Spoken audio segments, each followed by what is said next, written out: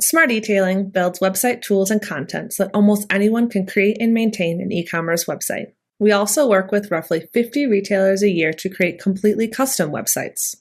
Why? Well, that's what's up next. Yeah, so we've been doing a lot of custom projects. Custom varies widely, and a lot of it is a little unknown, or there's a lot of kind of gray areas. It's hard to define.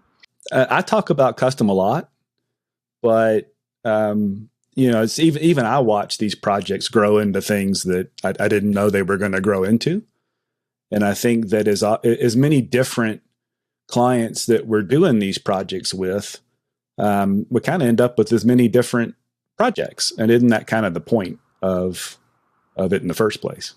Yeah, well, so we started the custom website business when we introduced responsive templates and had a merger between Harvest Retail Marketing and Smart Etailing around when those responsive templates came out.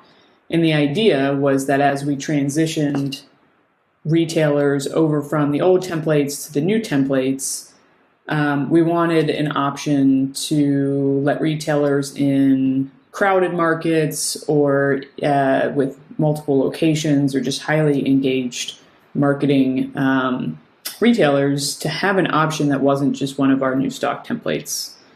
So that's how the program sort of got its legs, and it was adopted by really a variety of different retailers.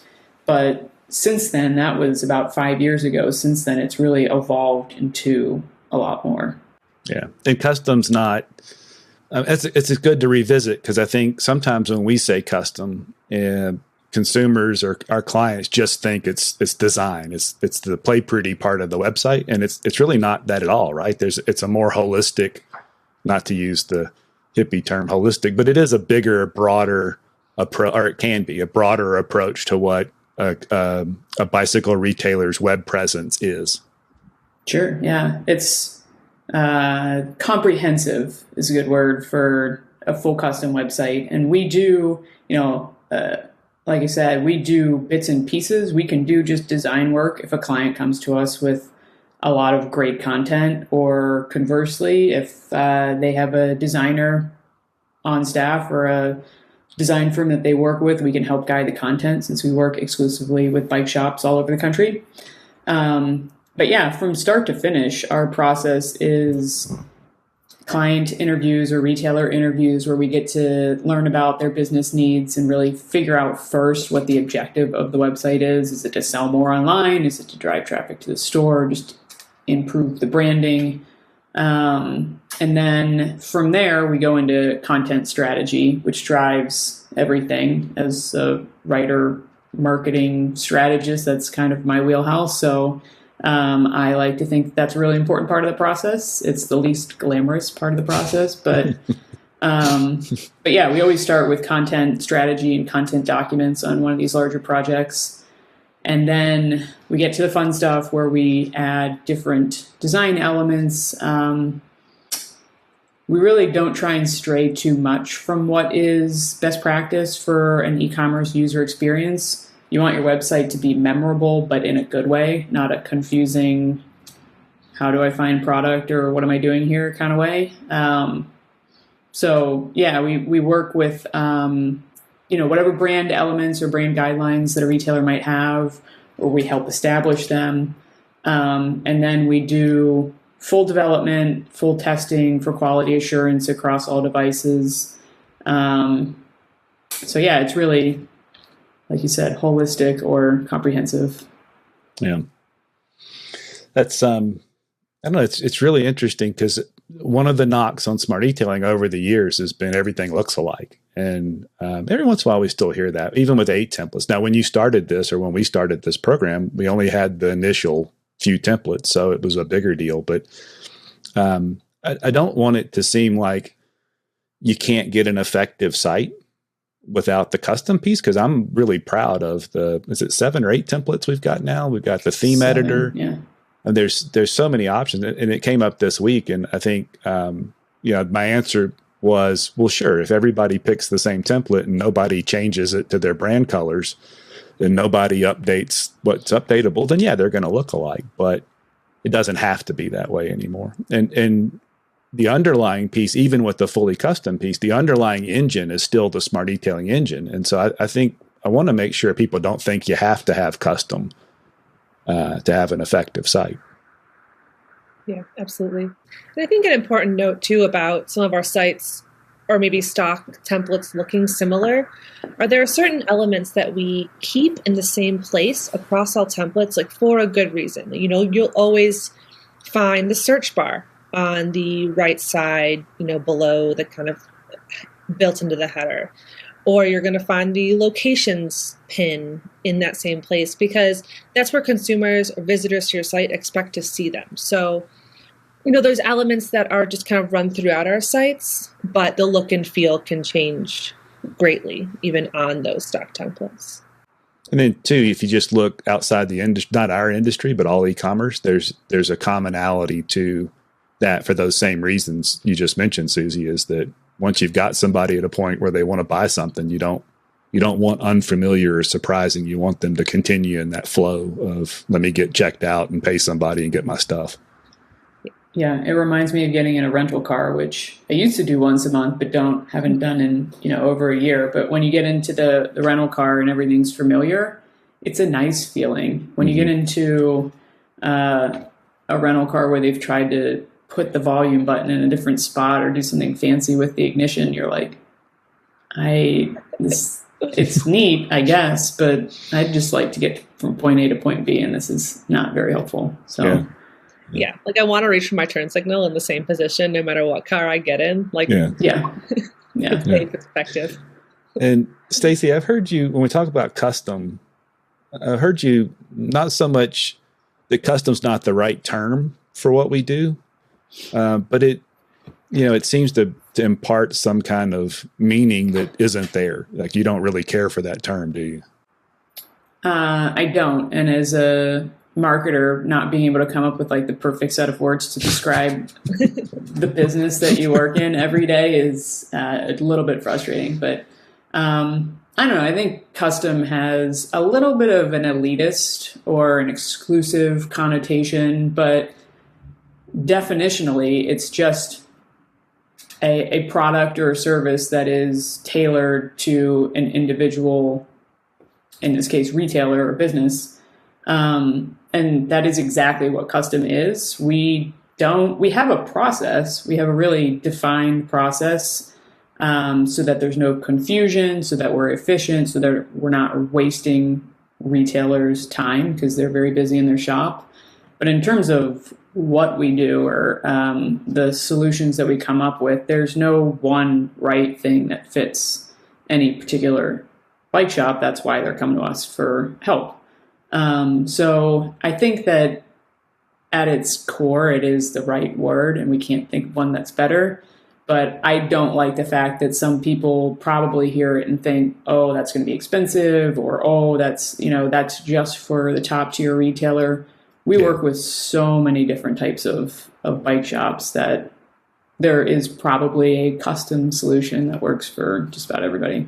Yeah, I think people, businesses of all sizes decide they need to tell a story a particular way, or bring their staff into the picture a particular way, or their area of the country that they operate in has a story about it, or features that need to be brought in. And the templates we have, the content we build for the library that's part of every subscription, it's really good, but it can't be hyper specific because it has to be useful for retailers across North America. And I think that's where we see even single location, relatively small stores are drawn to some custom project or some way to make the site theirs, because it is about that. I mean, they didn't just move into a strip mall and throw some racks in and sell bikes. They moved into a cool building and they hired an architect, and this is just an extension of that. I've been at SmartEtailing now for like 4.5 years. I came in like right after the merger with Harvest, so it was like kind of a wild time to, I don't know, get introduced to the company, and like there weren't clear processes for things.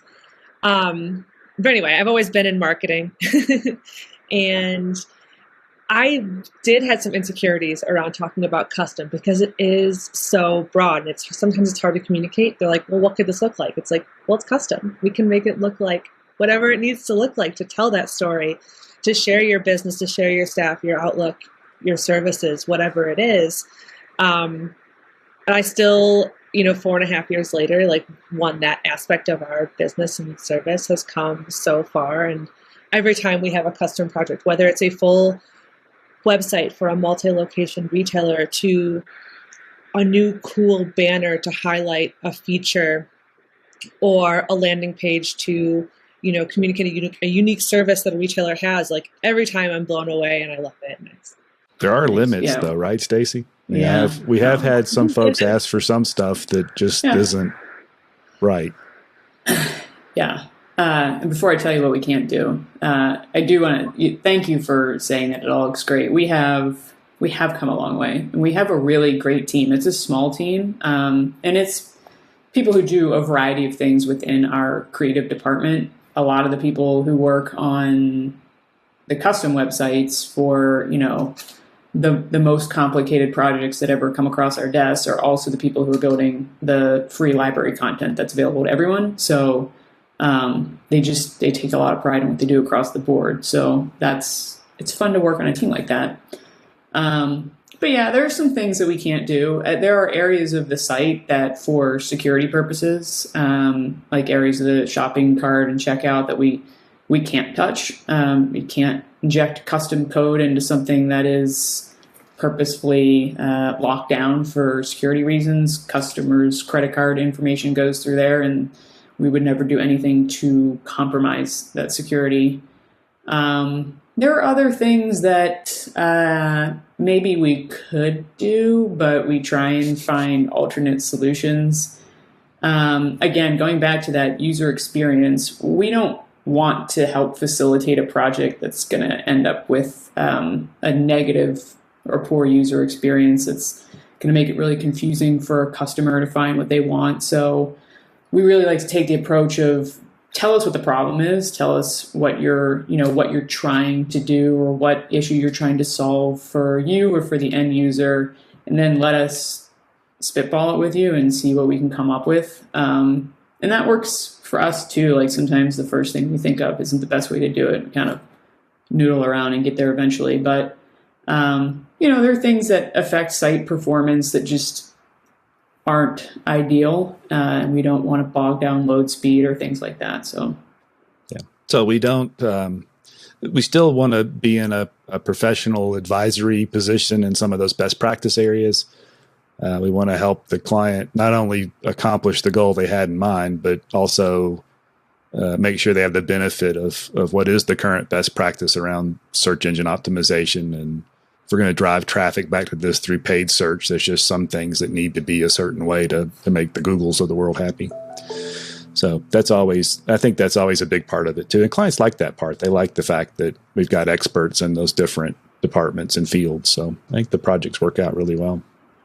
I will, when we put this up, I'll put a link to some of the recent custom projects in the notes below. So if anybody's listening and has curiosity about, what does that look like when we go from the stock tools into this custom environment?